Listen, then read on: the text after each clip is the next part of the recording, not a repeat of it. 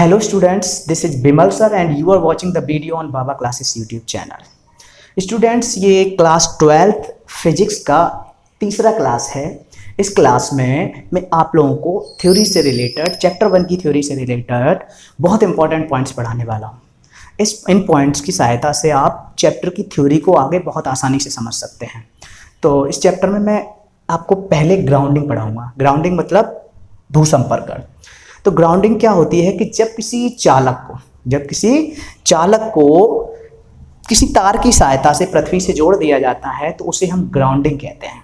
क्या कहते हैं? ग्राउंडिंग कहते हैं। जैसे क्या होता है कि जब हम किसी पॉजिटिव चालक को यानी धनावेशित चालक को पृथ्वी से जोड़ते हैं तो क्या होता है, पृथ्वी से कुछ इलेक्ट्रॉन निकलकर चालक के समस्त धनावेश को उदासीन कर देते हैं, जिससे चालक जो होता है वो न्यूट्रल हो जाता है यानी उदासीन हो जाता है। जैसे अब इसी तरह से एग्जांपल नंबर 2 लिया जाए कि जब हम किसी नेगेटिव चार्ज कंडक्टर को पृथ्वी से जोड़ते हैं तो उस कंडक्टर पर जितने अतिरिक्त इलेक्ट्रॉन होते हैं वो पूरे के पूरे किसमें चले जाते हैं? पृथ्वी में चले जाते हैं, जिससे क्या होता है, कंडक्टर उदासीन हो जाता है। तो ये है ग्राउंडिंग। स्टूडेंट्स, नेक्स्ट टॉपिक है स्थिर विद्युत प्रेरण, इलेक्ट्रोस्टैटिक इंडक्शन।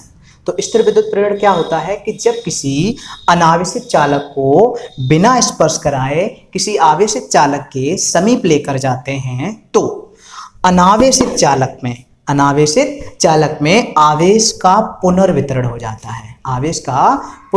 जाता है। यही घटना स्थिर विद्युत प्रेरण कहलाती है, इलेक्ट्रोस्टैटिक इंडक्शन कहलाती है। जैसे क्या होता है कि जब किसी धनावेशित चालक को किसी अनावेशित चालक के समीप लेकर जाते हैं तो हम जानते हैं क्या होता है कि धनावेश को प्रतिकर्षित करता है और ऋणावेश को आकर्षित करता है। तो क्या होता है, तो जिसकी वजह से क्या होता है, अनावेशित चालक का एक सिरा ऋणावेशित हो जाता है और दूसरा सिरा धनावेशित हो जाता है। तो इस तरह से क्या हो जाता है, इसमें आवेश का पुनर्वितरण हो जाता है।